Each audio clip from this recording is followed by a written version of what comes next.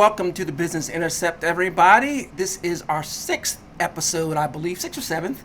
And again, this channel is dedicated to really just going over different business news, how it might affect the economy, affect you personally. We'll try to get into stories that, most people don't hear about and talk about them. And then, of course, this site, as I keep repeating myself over and over again, isn't really dedicated to doing political news or news as it relates to social issues normally. However, very often politics does, intrude upon business, intrude upon our lives way beyond just policy. And so we're going to unfortunately have to talk about a new proposed act that does just that. So we're going to talk a little bit about this new act that Black Lives Matter and some congressmen, the squad as they're known, have come up with. And I saw this story on a completely different site today that was really interesting. We're going to just kind of go over and take a look at this particular story. It's from the BostonHerald.com by Michael Graham. So you want a Marxist revolution. And so one of the criticisms of Black Lives Matter has been that they make a lot of noise, they complain a lot, but they don't really have an agenda, by which we mean an actual legislative agenda. That has changed to a large degree, as we're going to find out.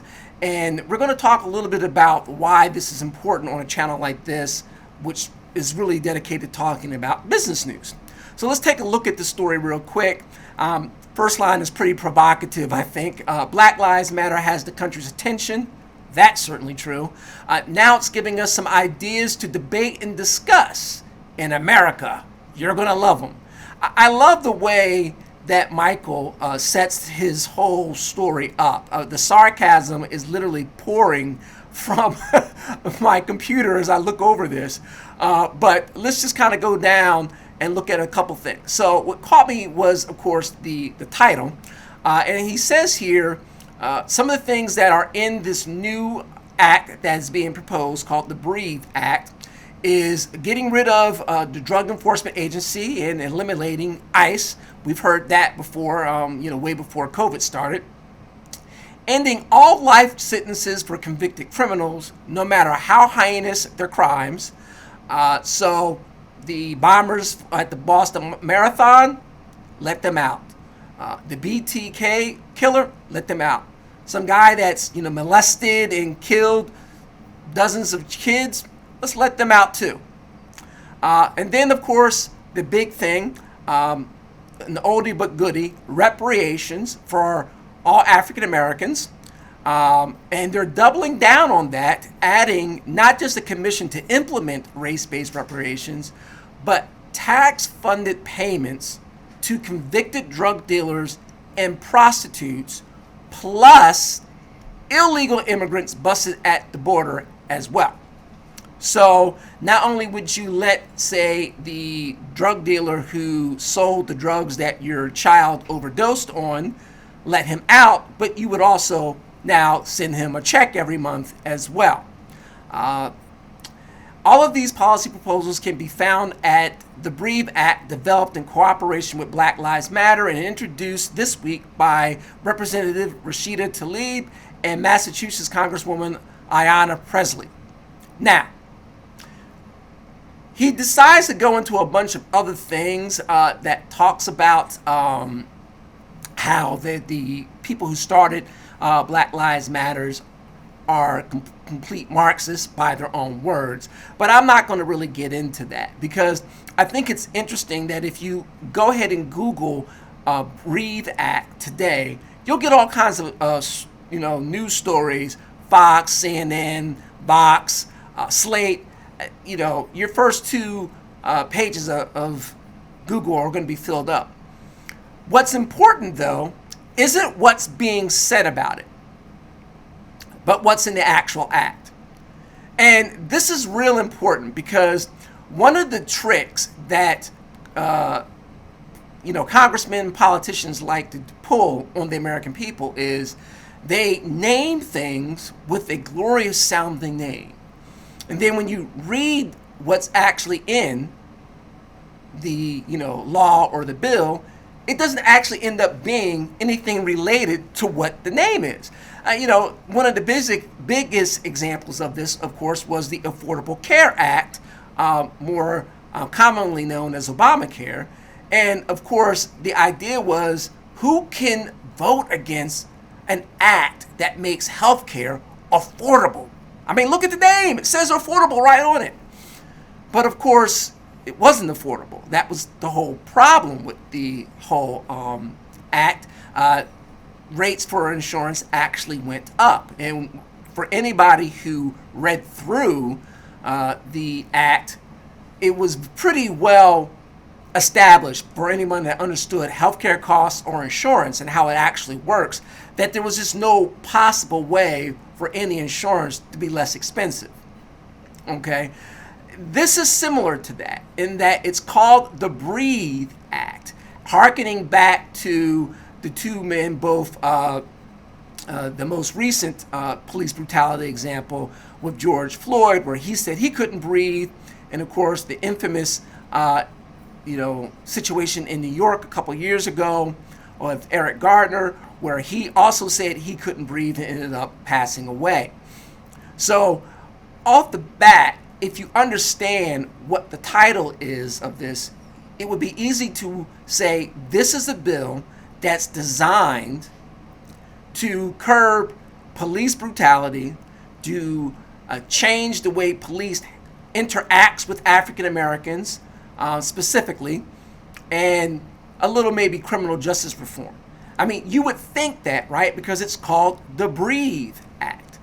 But as I always tell friends, colleagues, and anybody that I happen to run across a debate on the internet or on Facebook or Twitter, it's read the bills, not the title. Read what's in the bill, in the law, in the proposal, not what they tell you it's about. So let's take a look at the Breathe Act here. Really colorful. You can find us at breatheact.org. So just so you know, the website's right up here. I'm not pulling any fast ones on anybody. I downloaded this right from the website. And understand that these are proposals. There are no legislative language yet. The bill hasn't been brought to the floor for any sort of consideration or anything like that. So this is kind of like the last year's the new Green Deal, which was also a bunch of promises, proposals, and ideas, but really didn't have any real legal language because it wasn't something that was actually getting proposed. So we're going to go take a little time and go through this, and then as I go look at these things, I'm just going to sprinkle in how this circles back to business and the economy and the effect it would have not only on the macroeconomics of the country, but the microeconomics of your city, your town, your household, your business if you're a business owner. Okay, so let's go down there. It's got 4 sections. We're going to go through each section really briefly here. Okay, so section 1, which is divesting federal resources from incarceration and policing and ending criminal legal system harms. Now, I find there's a problem with this, number 1. The whole impetus for Black Lives Matter, supposedly, is that they're fighting police brutality. They're fighting the killing of innocent black men, the killing of unarmed black men, and all across the country. That's what they're supposed to be about. And that's what this proposal is supposed to be about. Except the very first section doesn't really have anything to do with policing reform in a sense of how police interact with African Americans on a day-to-day basis during traffic stops, police calls, or anything like that. So this bill, as proposed, would eliminate federal programs and agencies used to finance and expand the criminal justice system, such as the Department of Defense program, the Edward Bryan Justice Assistance Grant Program, community-oriented policing services, which honestly, community policing is supposed to be the best type of policing. So why they want to get rid of that, who knows? Yes, just get rid of the Drug Enforcement Administration. So the organization and department that's supposed to help protect from drug dealers and drug trafficking, let's get rid of that department. And let's get rid of customs enforcement too, which is interesting because, immigration and customs enforcement, people think about illegals trying to come into the country, but customs also deals with illegal contraband that's supposedly being brought in the country. So, for instance, anytime somebody tries to sneak into the country one of these weird animals that can only, really thrive in a natural way in another country, and then they bring it here to the U.S. and it, wreaks havoc on an area, immigration and customs are in charge of that as well. So this goes beyond just dealing with people who decide to break the law and sneak into the country as opposed to doing it the correct way. Okay, they would make recommendations to dramatically reduce the defense budget. Okay, so what does the defense budget have to do with policing?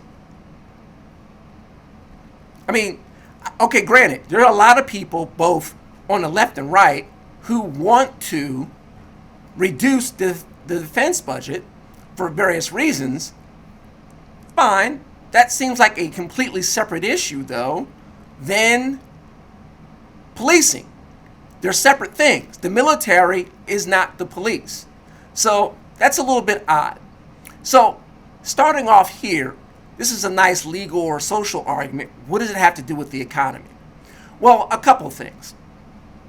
By reducing a lot of these programs here, you're reducing a lot of the funding, which they've said they wanted to do, for police departments in the country. The less of a budget that police have, the less that they can do in a community, in a city, to protect it from law-breaking citizens or citizens who sneak into the country and are breaking the law.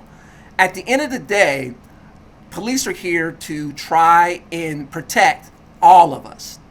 Sometimes they make mistakes. Sometimes they have people who shouldn't be police in the departments, and things happen. And that's kind of like what we're seeing with George Floyd and so many others. But what we're seeing as well right now, as more police are calling in sick, trying to retire, or just hanging back because mayors and city councils are telling them to, we're seeing a dramatic rise in crime in urban areas. New York, Seattle, Chicago. No, Chicago was already a problematic city to begin with when it comes to gang violence and shootings of innocent people, particularly, within the black community. But these demonstrations are happening all over the country. And if more and more communities listen to them, that means more and more communities are at risk for higher levels of criminal activity. Look, at the end of the day, less police on the street means more criminals on the street. And if there's more criminals on the street, that means that's going to be harmful to your business if you're a business owner. And it's going to be potentially harmful to you as a citizen because, who do criminals prey on? Not each other, on law-abiding citizens. So that's a ding against the economy, both on a macro level and on a micro level from the very beginning, if something like this was to be enacted and actually carried through on. Okay. Also under Section 1, they directly want to make changes to the criminal legal system, including changes to the policing, prosecuting, sentencing, and jailing practices. Okay, now we're getting to some things that might have to deal with policing reform. And of course, they want to focus this on disproportionately criminalizing black and brown communities. We've got the alphabet people, and I say that because it looks like they've added 2 additional letters to this situation for the gay and lesbian community. Indigenous people and disabled people. Again, I'm not exactly sure what any of this has to do with police. These are separate issues. But let's look at what they want to do. So they want to get rid of surveillance tactics that they say are disproportionately used in against black people, brown people, and Muslims. Okay, eliminating the use of electronic monitoring, ankle monitors, smartphone applications, and any tool used to track locations of suspects, ending civil asset forfeiture, abolishing mandatory minimums, ending life sentences. So if someone brutally kills your child and they have a life sentence, we have to get rid of that. And getting rid of the 3 strikes law. Now, some of these are things that activists within the African American community have been talking about for years, particularly with the 3 strikes law. I personally have never had a problem with that law because you don't have to worry about 3 strikes if you're not breaking the law. And we can get into a huge, conversation about, people going to jail for small amounts of weed because it's against the law, and weed shouldn't be against the law, but it was, and everybody knew it. So if you already know something's against the law, actually, then just don't do it, and you don't have to worry about going to jail. Of course, developing a time-bound plan to close all federal prisons and immigration detention centers. Now, let's take a look at this, okay? Because this is an interesting one. Close all federal prisons. Now, federal prison is where you send the worst of the worst, okay? People who go to federal prison aren't usually going there because they did some petty state, law breaking. These are the worst of the worst, the biggest types of crimes, both criminally and white collar. So if you don't have those prisons anymore, then where do you put these people? And the answer, I think, from Black Lives Matter, if we're to follow their logic to the logical conclusion here, is you just wouldn't put them in prison at all. So drug trafficking, child sex trafficking, RICO laws, meaning people are doing illegal activity across state lines, obviously murder, serial killers, anything like that, we don't put them in prison. I don't know what we're supposed to do with them, but we're supposed to not put them in the federal prison. And of course, we wouldn't need any illegal immigration detention centers anymore, because anybody trying to come into the country illegally through a desert, hidden in the back of a shipping container, hidden in the back of some truck, they're not breaking the law. They should be able to come here freely. Whatever. Any case, again, if someone who is a lawbreaker is not in jail, they're in your community. And if they're in your community, they're breaking the law, which is going to end up harming you, either specifically because you become a victim, or your business because your business is getting robbed, your workers are getting, maybe have gotten assaulted, whatever the case would be. No matter where you are in life, no matter where you are in the world, no matter where you go in history, one thing is for certain. When there is no law and order, then a true economy that grows for everybody cannot flourish. Anywhere. Nowhere. I can't remember the name of the city, so I'll have to end up looking for it and putting it down in the show notes.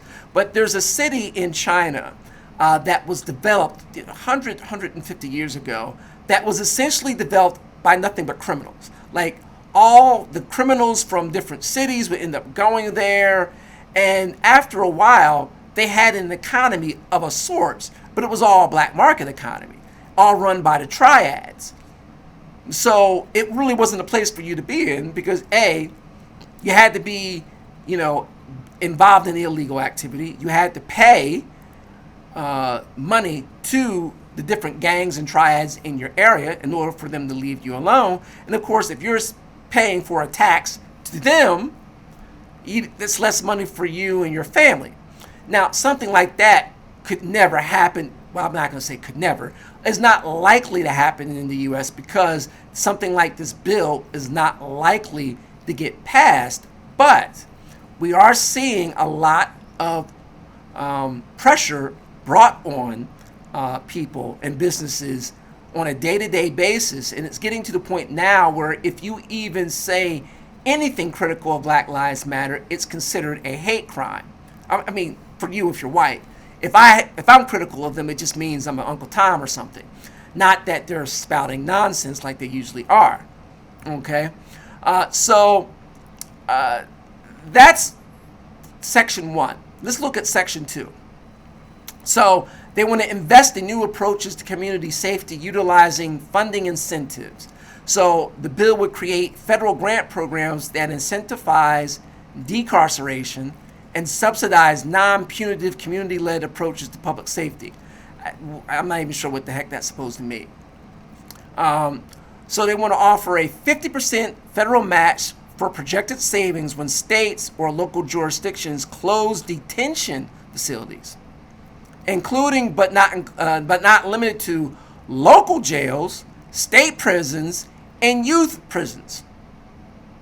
Okay, so if I'm reading this right, what they want to do is if a state has a city jail and they close it, and let's say that city jail costs the city $500,000 a year to run, the federal government would then take $250,000 of that to give to the state to run some sort of other program that doesn't include local jails, state prisons, and youth prisons.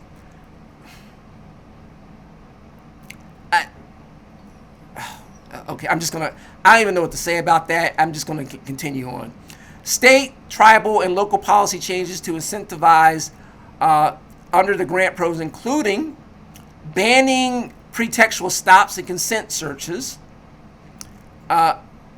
So basically what they're saying is they want to ban the cops stopping you and then searching your car. Now, already you can refuse legally a cop permission to search your car, so you don't have to worry about that. So maybe they're talking about stop and frisk, which the Supreme Court has already said is unconstitutional anyway.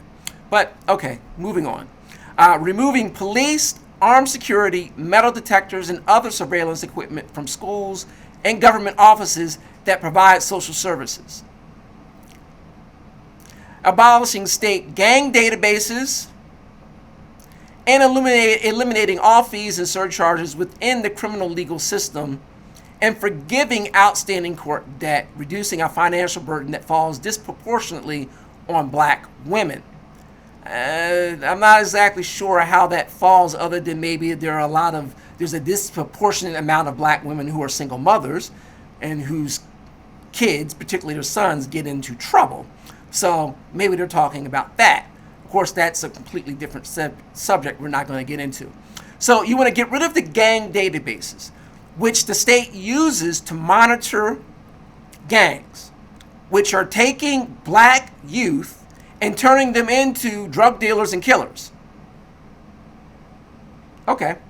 If you can't track gangs, then that means the law enforcement can't really do much to stop them, meaning crime in your city and in your neighborhood gets higher, which reduces the economy and where you're living.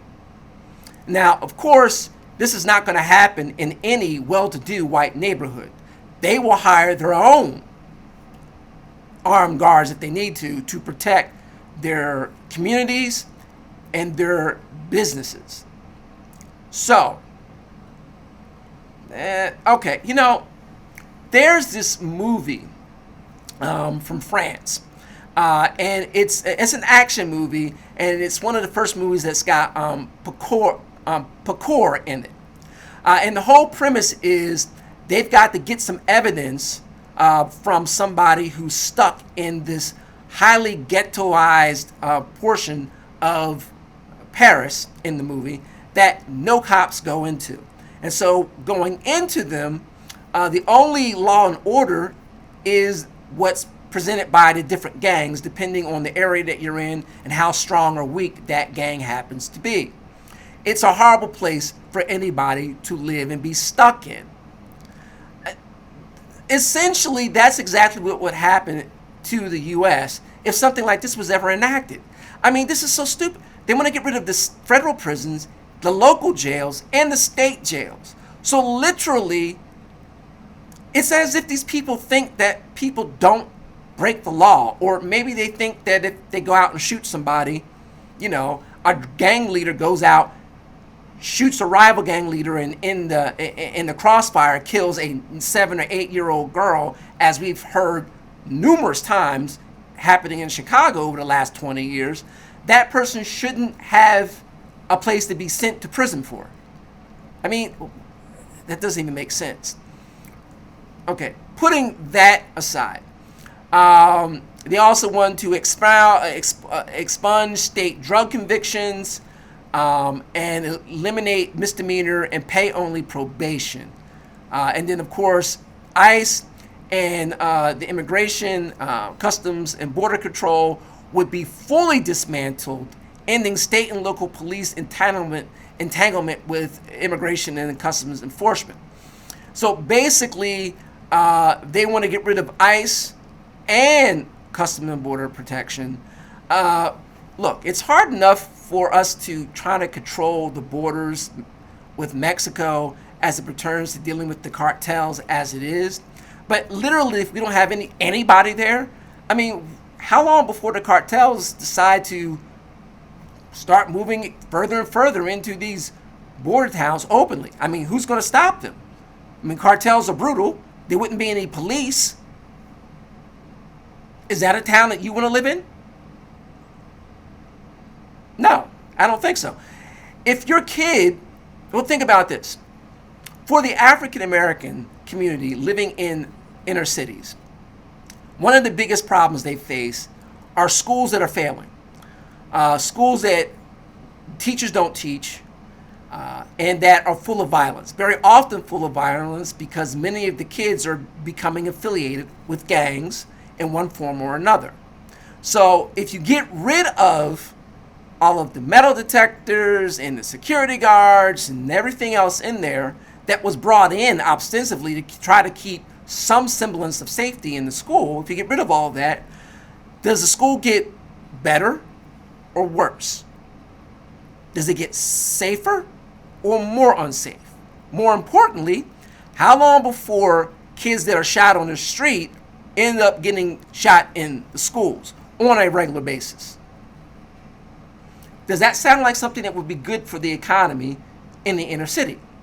I mean, you have to understand something. Part of the problem in the inner city is kids start moving into gangs because they're looking unconsciously for a family, and they don't have one at home because too many of them don't have fathers, or they don't have fathers that aren't in their lives, and their mother and father aren't married. They're baby mamas and baby daddies. Also, the economy is not robust typically in the inner city. There's not a lot of high-paying jobs. There's not a lot of growth industry a lot of times. And as a result of that, they have to find other ways to make money. Now, one of the reasons that there isn't a good economy in a lot of these cities is because there's no manufacturing, and better jobs are not going to go into high crime areas. It's not good for the business. It's not good for their employees. So as those areas get more and more depressed because of less tax revenue and because of higher crime rates, and nobody wants to go there, no one wants to open business there, no one wants to invest money there, it becomes a vicious circle. Does that sound like a place that's going to be good for African Americans? I don't think so. So there's a whole bunch of other things here, but I think we've got the gist for Section 2. Section 3 is going to allocate new money to build healthy, sustainable, and equitable communities for all people. Again, this doesn't have anything to do with police reform.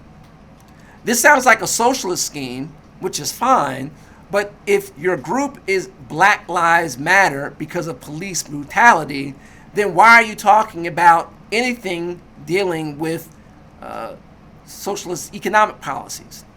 So they want grants to promote educational justice, incentives to jurisdictions to make specific equity-focused policy changes. Let's see, removing resource officers and ICE, again, closing all youth detention centers, developing curricula that examine the political, economic, and social impacts of colonialism, genocide against indigenous people, and slavery. So basically, it's 2020. You have a child. The child starts going to school, I don't know what, 7, 8? And by that time, we're talking about 2027. In 2027, we're going to be talking about slavery and how it affects somebody that was born in 2020. Really? Genocide against indigenous. I mean, look, these are all things to talk about in a history class, but to provide grants and provide, literally classes to teach kids that they're still victims of something that didn't happen to them, didn't happen to their parents, didn't happen to their grandparents, and didn't happen to their great-grandparents. That doesn't make sense. And you got to keep in mind that while we're doing all of this is paid for by taxpayer money. So again, tying back to the economy, these are all programs where money's going to be diverted from keeping people safe, making society orderly enough to have jobs, economies, and education where kids can be safe going to school, and take that money and put it into things that doesn't really help in any of those areas. I mean, really, and then of course provide free, high-quality health services at schools. So, kids get free lunches. Many of them are getting free breakfast. Some schools are providing a dinner as well because their parents can't do it themselves, even though if the parents are low income, they qualify for food stamps, which is used to pay for food. So now we're going to have free healthcare services at the school, even though parents whose kids are poor, because the parents are poor rather, and really low income, qualify for Medicaid, which is already free health insurance. So we would just have another health-based system siphoning more taxpayer money from the government into it to duplicate services that we already have money going toward. So think about it like this. Let me give you think of the federal government as a vacuum cleaner, okay? And it's a vacuum cleaner sucking up money from everybody, or many people, even though there's a large portion of the United States citizenry that don't pay taxes at all. But putting that aside, every time there's a new program or a new tax or a new department created, the suction of that vacuum cleaner gets stronger, allowing it to suck up even more cash. Okay? It doesn't make your house any more clean, but it does suck away all the resources. What helps an economy thrive is when money is circulating among the people. If it's being sucked into government, which does not produce anything, then that money's not circulating in the public. It's not exchanging hands between individuals for goods and services. The less money in circulation, the less goods and services, the less incentive to create new goods and services, and the more expensive some goods and services become. This is basic common sense. So again, not only does this have nothing to do with police reform, but if enacted, this is a type of socialist Marxist type programs that hurt the economy on a macro level and hurt you on a micro level. Okay, so I think we get the gist of that one. And I remember, no, there's one thing I want to follow up on. Let's see. So, more equity-based changes. They love that word. And more resources for subsidizing sustainable energy solutions. Again, nothing to do with police. Funding climate resilience in communities so they can prepare for climate change disasters. Again, this is the Breathe Act, ostensibly so people can not be harmed by police brutality. What does climate change have to do with police brutality? I mean, is it getting so hot that's why the police are doing it? I mean, really? It's just so stupid. And then, of course, expanding Medicaid further under the Affordable Care Act, basically meaning making Medicaid more accessible to people who don't fall below the poverty line. Okay. And then paid parental and sick leave. That's interesting. High quality child and elder care. So more healthcare services paid for by the government. And this is, I'm going to stop for a second here before we go into to section 4. There have been a number of stories that comes out talking about how the founders, the 3 women that founded Black Lives Matter, are trained Marxists. Now, these women have never left the country, so they were trained in their Marxism in United States universities and colleges. So they basically were taught a form of economy that will literally destroy the country that they're living in. Okay? These are the examples of this types of policies, because all of this is a centralized government top-down type situation in which the government is supposed to take care of you, much in the way that the commoners back in the old times in England and Europe used to go to their kings and queens and ask to be taken care of. That's essentially what they want to do. And they believe that by doing that, that some sort of societal utopia will occur. Now, of course, that has never happened in the history of the country, of the world. You cannot point to a single Marxist, communist, socialist country that really followed those policies, that had a robust economy, had a large middle class, and didn't have huge ethnic problems or racial problems. Now, very often in Europe, obviously because they're all white, it wasn't really racial in the sense of what we're used to here in the U.S. It had a lot more to do with class and ethnicities, particularly when it came to the way the Jewish community was seen in Europe.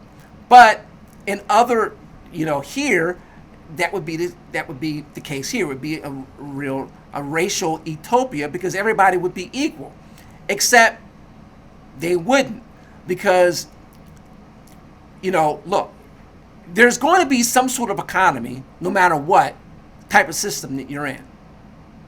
The only question becomes how much of the, quote, free economy, meaning the economy that's established between businesses and businesses and businesses and people in terms of commerce, how much of that is able to be expanded to the public?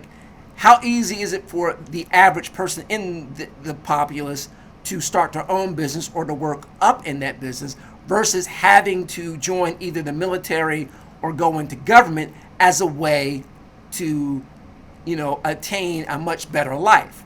In socialist countries and communist countries, really the only and best ways to move up in terms of resources is you have to do it within the government or within the military. But the average person that doesn't do those things, it's very difficult for them to do it through business because so many of the resources are going toward the government. And then the environment for which they live in is often so constrained by government and by crime and other areas that they can't really grow. So this idea that they can put through these types of policies and that it would ultimately help the African American community is just patently false. But more importantly, again, this is called the Breathe Act to make you believe this is about police brutality. But the last 6, 7, 8 things that I've talked about doesn't have anything to do with police at all, which goes back to the idea of this is really a organization that talks about police, but really their whole goal is Marxist socialist type policies, which ultimately not only harm the American economy, but frankly destroy it. So let's go down to part 4 here.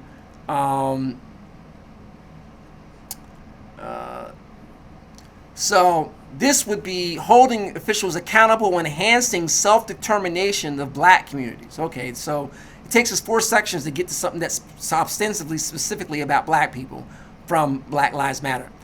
Require Congress to acknowledge and address the lasting harms that it's caused through slavery, so they want to do reparations, so we already know that. The war on drugs and the criminalization of prostitution, so border violence, and the treaty obligations, so they're throwing all of that together. Ensure democratic, fair, securing voting processes that are free from racial discrimination and voter suppression. Basically what that means is they want people to be able to vote without an ID and not have to prove who they say they are. Want to create a financing program for campaigns that are powered by small dollar contributions.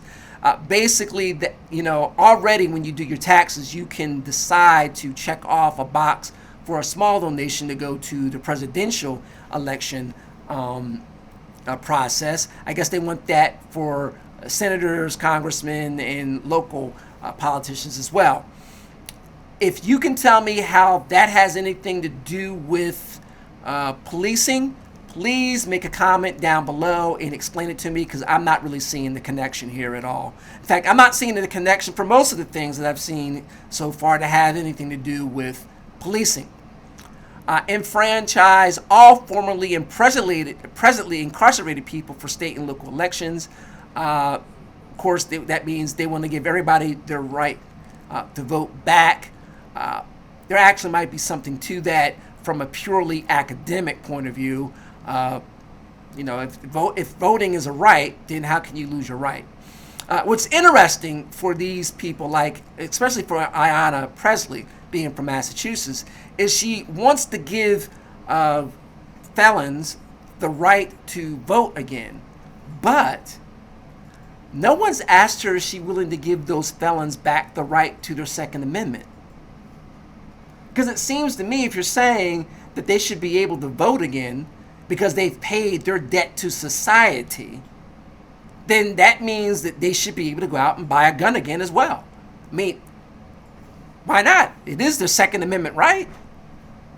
And they paid their debt to society, correct? Or, with this act, they would be erasing any debt to society, because if they harm you, your child, your business in any form or fashion in criminal activity, you're not really harmed, so they don't really need to go to jail anyway.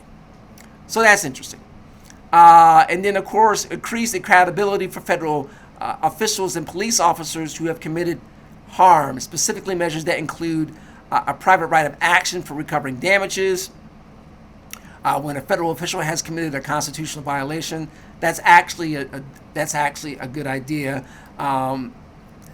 People have been talking about this for years, being able to sue the police.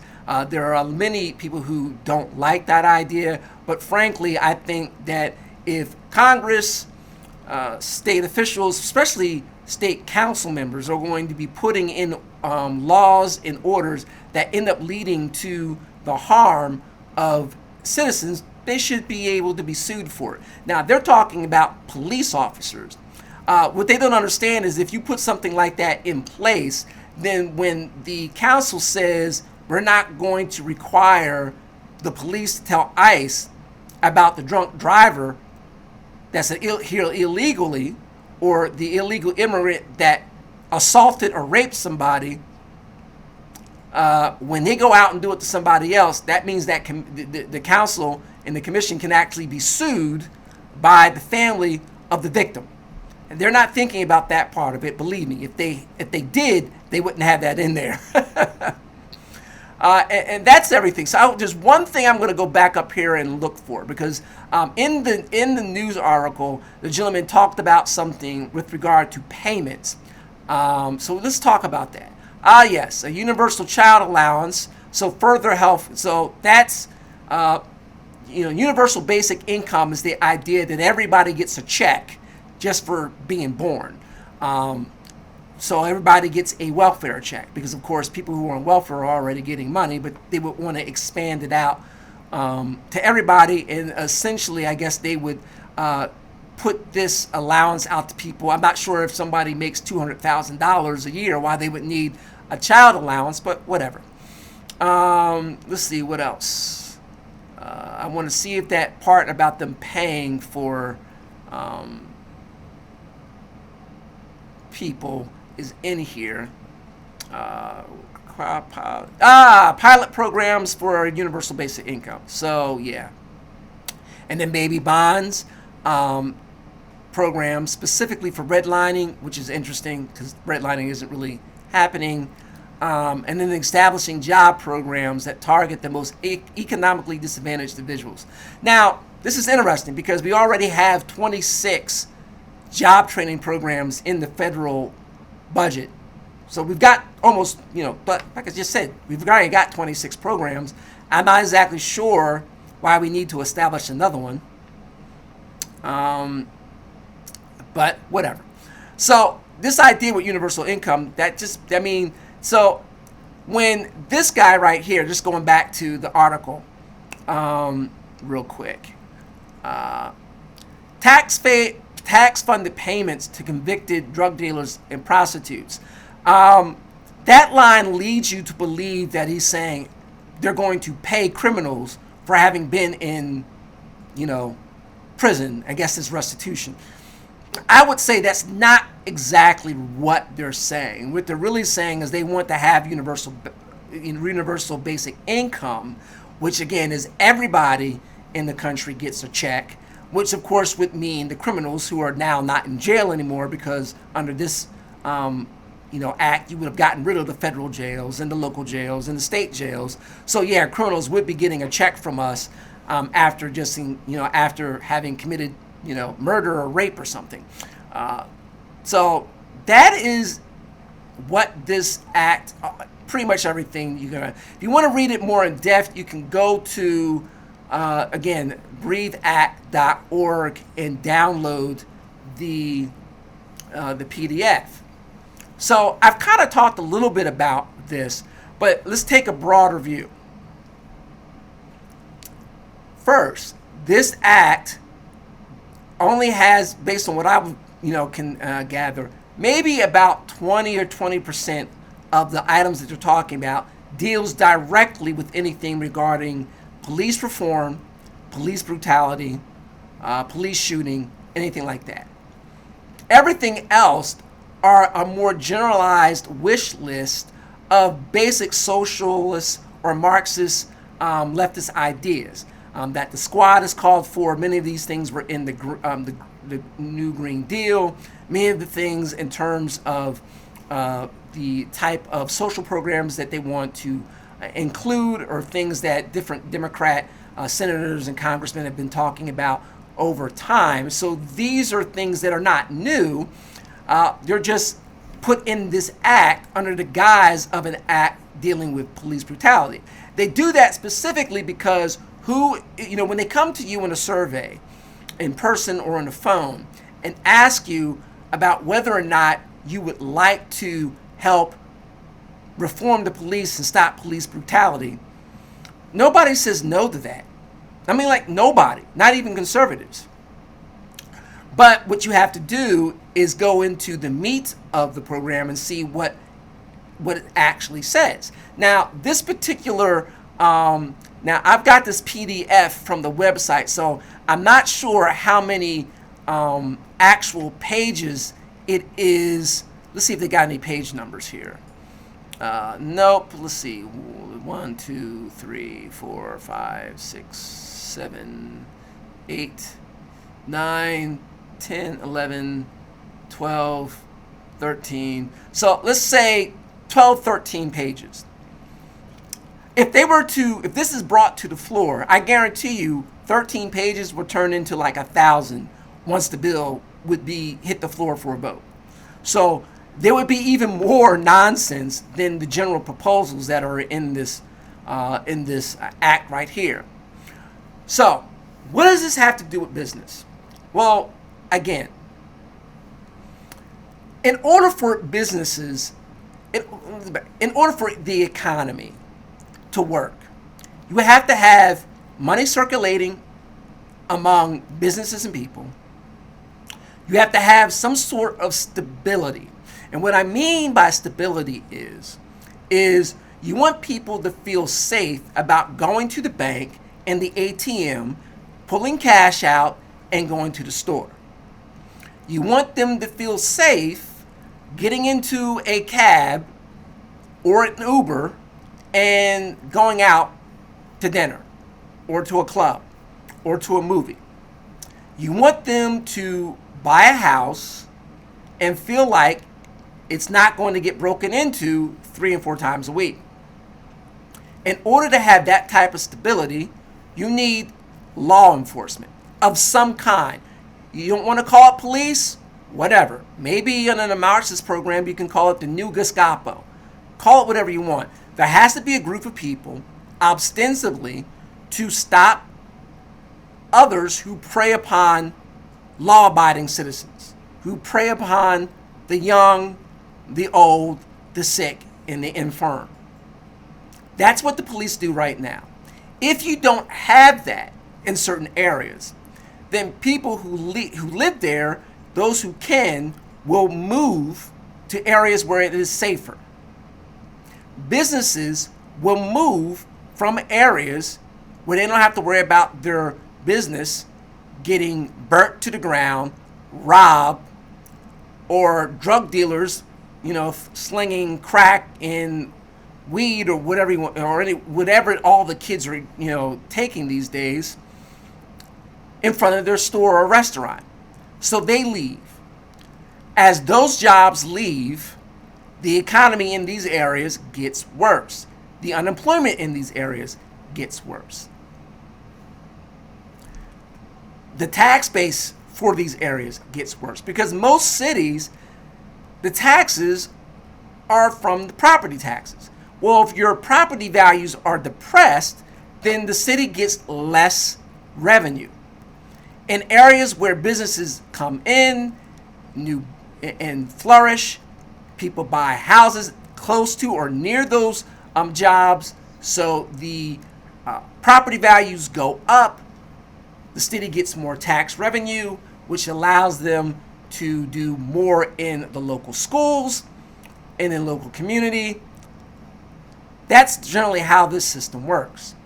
So if you enact a system that takes away all those things, sucks money out of the local economy via taxes that have to go toward programs, reduce the number of police, reduce any of the punishments that people have for breaking the law, and you don't have any place to house criminals. I mean, look, if you get rid of all of the jails, I don't even know why you bother having lawyers or courthouses any longer. I mean, if you're not going to send them, because a trial for what? You're going to send them where? Right? I mean, someone breaks into your house and shoots you. Who's going to come get the person who just shot you?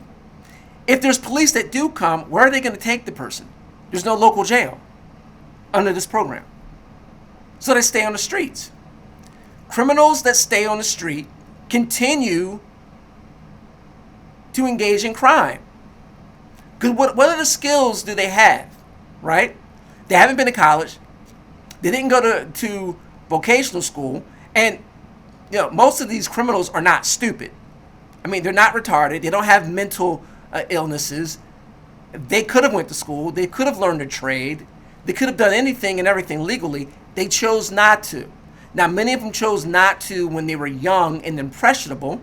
And again, there's no fathers around to show them what men are supposed to do. But they don't have an education. They don't have any skills. And for many of them, it's too difficult for them to do so. They get out of jail. They can say that's why we need to have more job training programs, which this act kind of establishes. But once again, we've got 26 different job training programs in the federal budget already. So there's already resources available for people who are coming out of jail now. So more money for more programs sucks more money out. That harms the economy. You can't have growth if all the money is going to the government.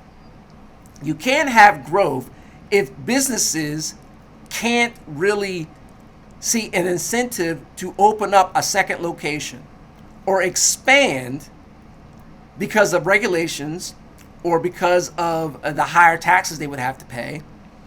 And of course, in these areas where most of this would occur, the highest urban areas, your schools would get worse, which means you end up with a much more less educated populace than we have right now. And it just becomes a downward spiral. We can look at Venezuela as an example. We can look at Cuba as an example. Now, people like to bring up, the Nordic countries.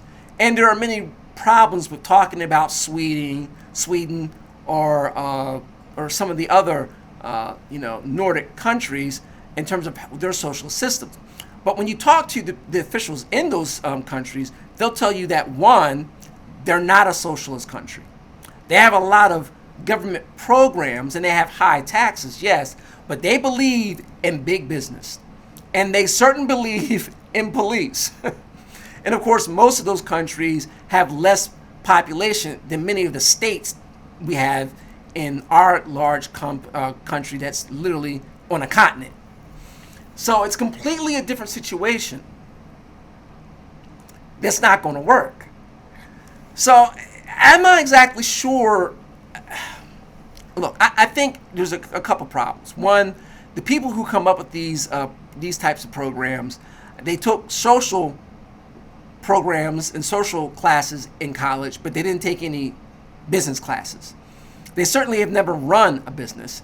If they did, then they would understand the impact these types of policies would have. But they've never done those things, so they quite literally are ignorant about how the economy works. They're living in a dream world of how they think the economy should work. Luckily, at least for now, something like this would never get through. I mean, the Republican Senate would kill it. Certainly, President Trump would get rid of it. But we have to remember, Black Lives Matter is going to be around a lot longer than Donald Trump is going to be president.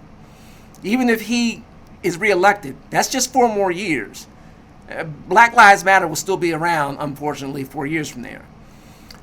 Ayanna, the Congresswoman, Ayanna Pressley, she's from Boston, so presumably she'll be there. AOC, she's in a solidly Democratic district and a small one from the Bronx. So I don't see her getting unelected. Tlaib is vulnerable. Certainly, Omar Ilhan or Ilhan Omar is, certainly vulnerable in her state. But the bottom line is Trump could lose. Or Trump could win, and then the next president is a Democrat, and these are things that could be, you know, carried on further on down the line. You know, it's almost like the idea that Trump does. Trump says something huge, and then he settles for something smaller because that was the whole strategy. You know, shoot for the moon, and if you miss, you're among the stars, as the saying goes. Well, this is a huge set of premises and ideas, and if they only got 25 or 30% of them, they wouldn't be happy, because of course the left is never happy about anything. They always want more and more and more. But certainly it would be more than what they have now, and they would certainly be happy about that and would continue pushing forward. You know, 6, 7, 8 months ago, the idea of actually defunding the police and shutting down police departments and shutting down federal prisons, not just some, but all of them, shutting down all local jails, would have been inconceivable to anyone other than the further leftist people in the country. But now we're actually talking about it. And now there are a lot of Democrat people looking at it. Certainly within the public sphere they are. So as crazy as it sounds, as large as it sounds, people have to be on guard against these types of things, because frankly it could always end up coming across. Now, I've reached out to a few law enforcement and macroeconomic professors to kind of talk about what the effects of these specific proposals would be on the both education, the economy within the urban area, and of course get further context on the policing part of it. So I'll be doing a follow-up video on that in the next 3 or 4 days. If you have any questions that you'd like me to ask some of these experts, please put them down in the comments below. Be sure to like the video and subscribe. And of course, if you have a comment or feedback from me, go ahead and put that in the comments down below as well.